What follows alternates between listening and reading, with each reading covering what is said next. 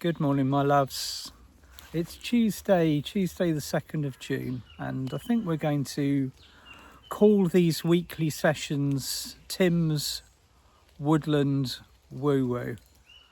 Because let's face it, is a mixture of woo-woo, and it's also a mixture of really real stuff that's going on in our surroundings and our happenings. And at the moment I've got a lovely sunny break in the weather.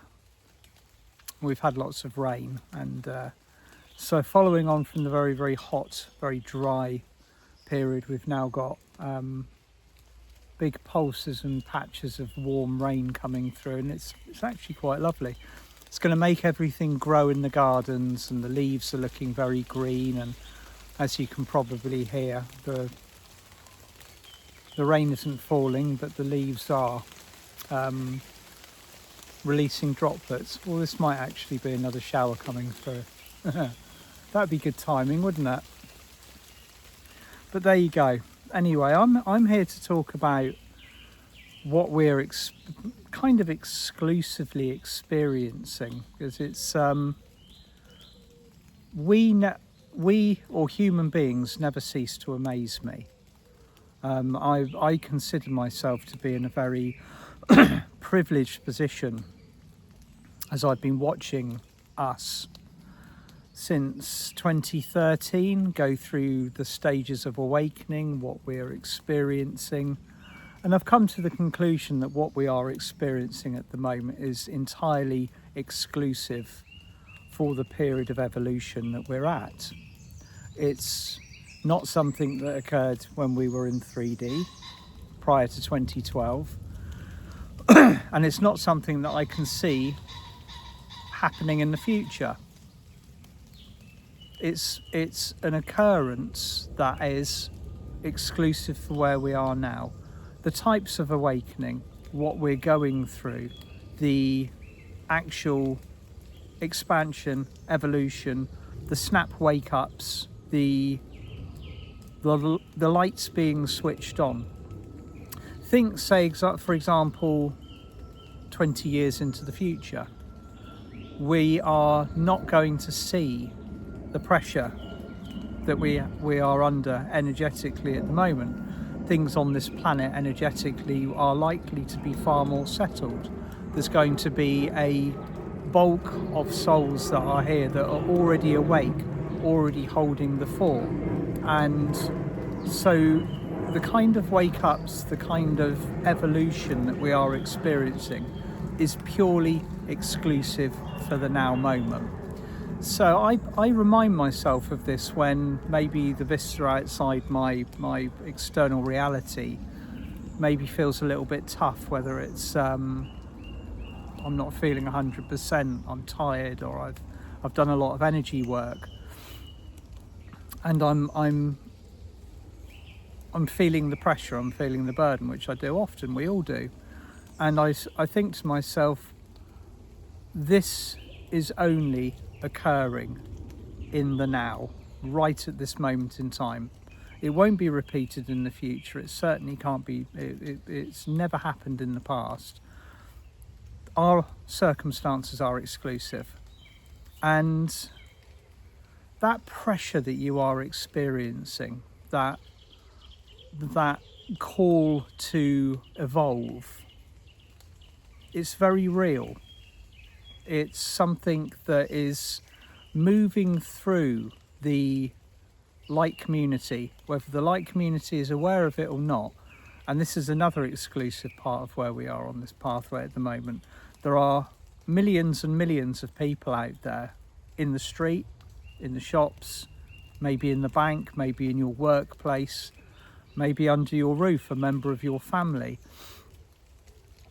who have begun the process of awakening. If you look at percentages, if you look at numbers, we are around, I believe, the 62 to 63%, which means 38% of the people on this world are still not awake.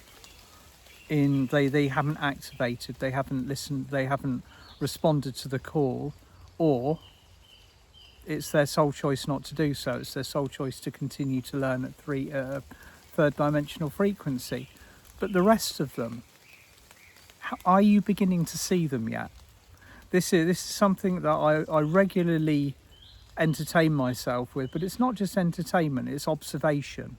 And it's also it's me requesting a certain feedback from my reality, because it's what I wish to see, it's what I wish to tune into, because it gives me the information that I require to do the job that I do.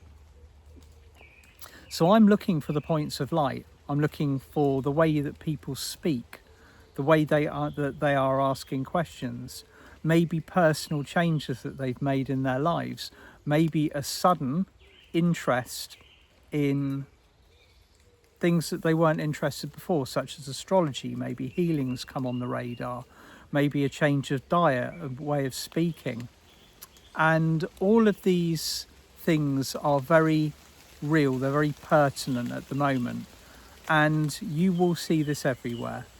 The most promising part is that it is occurring within the very institutions that we are looking to change, and this is where the real magic lies. And I think I spoke about this in my last video. Within the constructions that make up the world that are not vibrating at the frequency that we need them to, changes are beginning to occur. And the astrological setup, the lineup, it's become so intense, it's become so, or I personally, and I'm being very honest here, I find it quite overwhelming. I feel that receiving information constantly about the pressure that the planets are applying and what they're actually going to do, I'm not looking to have my reality painted in that way at the moment.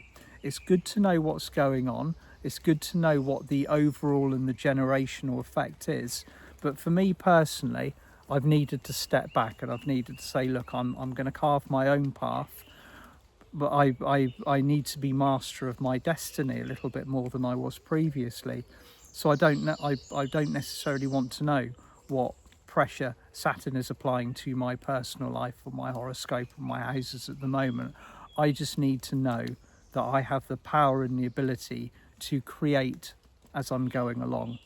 It will be what it is either way.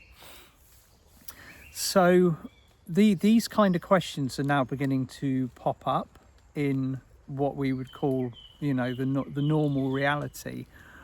The things that we would have regarded as exclusive for us previously are now beginning to become normalized conversations in coffee shops.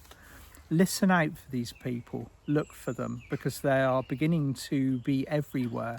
It's almost like there's been a shift in our entire timeline, our entire reality.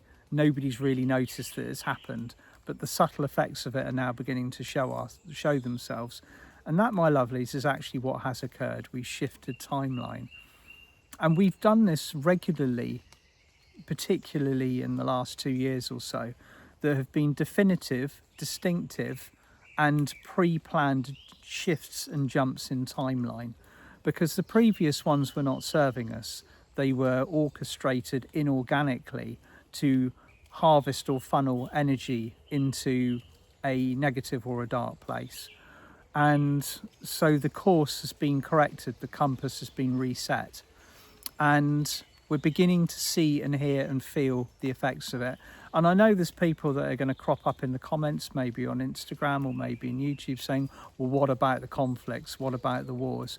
At the moment, we do not have control over free will on this planet on a third dimensional level. The people who are doing bad things are still, they're free to do so, and they are continuing to perpetuate their acts. What is absolutely definite is the karmic tally being brought into play at the end of their incarnation. I tried to figure this out a little while ago when Diana Cooper told me that the Akashic records were no longer really open in the way that they were previously, and that the karma had been transferred it's like it's dealt with on site now. So your karma and my karma is being held in the soul column, which is connected to you via the antakarana bridge, your transcendent chakras on top of your head, moving into your oversoul and your monad. All of that, your soul brothers, your sisters, your higher self, I call it the soul column, are now dealing with the karma for each of us individually and collectively as well. So there's almost two different rule sets playing out on planet Earth at the moment. There's the ones that are adhering to 3D, that are going to continue to learn at 3D, and they are going to, at the end of this incarnation, they're not going to be able to perpetuate their life indefinitely as they have been doing previously. That world or that opportunity for them no longer exists. So if you've been spending maybe the last 10 years or maybe even longer looking at the world and going, how do these people get away with it? Because we can see it now, can't we? We can see the acts being perpetuated. We can see the conflict being created deliberately. We can see the lies being infused into media, but nothing ever seems to really happen. And where's the fist of justice in the universe that comes crashing down to deal with this? It's coming. Okay, there's been some strong words in the heavens of late, and I think what I'm going to do at some point, because these words are coming through me. They're coming through me via Archangel Michael. They're coming through me via Archangel Gabriel and other beings that are dealing with this on a soul level. We are still witnessing very much the polarity of our reality, the light and the dark, and we're beginning to say to ourselves, or have been for some time, when are they going to be brought to justice? When are the scales going to be balanced? If you look at how this is all mapped out and been planned out since the fall of Atlantis, we've had 10,000 years where the beings doing what they're doing have evaded the cycle of karma and reincarnation by simply moving themselves from one body to the next. They do not pass over. But now that there's a brick wall, there's not going to be any more moving over, because there's no reality for them to move into. They can only go backwards or sideways. There's no moving forwards. So interestingly enough, the way that I've heard, or the way that I've been told that it is being offered, it's almost, what's being presented is almost like an amnesty. Like you put your keys in the box at the end of it and say, look, I'm done, gov, sort of thing. They're being offered the opportunity now to step out of the circle of the circumstances that they've created now, in which case at the end of their natural cycle they will be moved to this third dimensional school that is going to simulate almost perfectly the conditions that we were born into in the third dimension. And that's when they will move into the cycle of karma and reincarnation, where they will pay back for everything that they have done. But it will be done through loving service. There's not going to be the fires or the kind of the punishments that we might have imagined for these acts. What it will be done is it will be repaid via service, and these services will be extensive, and they will occur again and again and again until the scales are balanced. That's how it's been agreed, and I think that's probably the best and the most heart-centered solution for absolutely everyone and everything. So if you're wondering how it's all going to pan out, there's two different types of karma that are being played out on this planet at the moment. There's ours and theirs, and ours is being dealt very much on site with us. So this kind of almost goes round robin to explain how karma becomes instant. I've been wondering for years, what's instant karma? Instant karma is where you act, speak or think and it comes back to you pretty much straight away. Or if it doesn't, it registers within the emotional body and you begin to process it on site. Our universe is beginning to snap back. When we put something out, it comes into our reality very quickly. We've learned how to deal with that simply by existing in that field for around 15 years now. I've been watching the acceleration and the expansion and the extension of this happening, and now, almost as a matter of daily practice, we do watch what we think, we do watch the words that we speak, and we are mindful of our actions. Have you noticed now how that is no longer free will as we used to acknowledge it? It's an interesting one, because there's lots of things that have changed over the course of our wake up, our expansion and our evolution, that have dripped into a new form. And because we're so tied up in the moment, watching what everything's going on, worrying about our own personal process, this very, very fast moving experience that we're having, we haven't really given a huge amount of time to the actual dynamics, the nuts and the bolts that have really changed in our reality. And so we don't relate to free will in the way that we used to, because we don't make the choices that we would have made when we were purely third dimensional and the ego was running the show. And that is, my lovelies, how the foundation of the fifth dimensional energies will begin to really play out on this world, because the choices that we're making are subtle, they're different, but they're being made en masse, rather than just individuals saying yes or no, or making the changes. Everybody is beginning to think and speak and act subtly differently. And it's the subtleties within this process that are so important. And sometimes it takes a bit of time.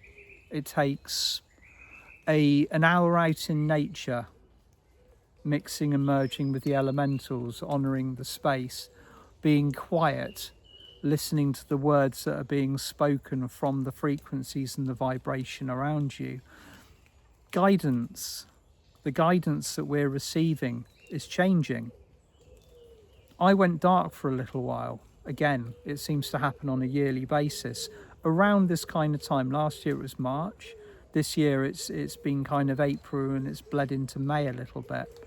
And what I've noticed is that I'm now beginning to perceive and receive at a much higher frequency, but the words are much quieter. They're powerfully subtle, and I have to listen to them in a different way. And I am beginning to gain, personally, a lot more from the natural world than I have been sort of sat in the middle of the period. When I first started doing or receiving a lot of information was right after the cosmic moment, the 21st of December 2012. And back in those days, I was still a gardener. I had a gardening round, I had vans on the road, I had people working with me. And I used to receive or have the most profound connections when I was mowing lawns. You know, I'd be behind the lawnmower, I'd have my ear pods in, I'd be in my own little world, and I'd start receiving. And that, obviously, that changed when I stopped doing that job and started doing what I'm doing now. But I feel now that it's gone round in a circle, and I'm beginning to find that that flow is returning. But the information is different. The beings connecting with us are so high frequency. So if you have maybe gone a little bit underground or a little bit dark recently, you felt like you've needed to withdraw, get yourselves out into nature, walk on the grass with barefoot, whatever it is, you are probably beginning to receive your information at a higher frequency on a much more subtle but powerful level, because the world around us is communicating with us at that frequency, and it's us that needs to shift and adjust our consciousness so we can listen to it. And when we feel that, when we listen to it, it becomes so profound that that knowledge, that knowing, it's irrefutable. Yeah, it's like I've probably already said, I received something incredible on the Sunday that I did my working with the elementals event, I had Goddess Taya come in, and she was so, not overwhelming, but so all-encompassing.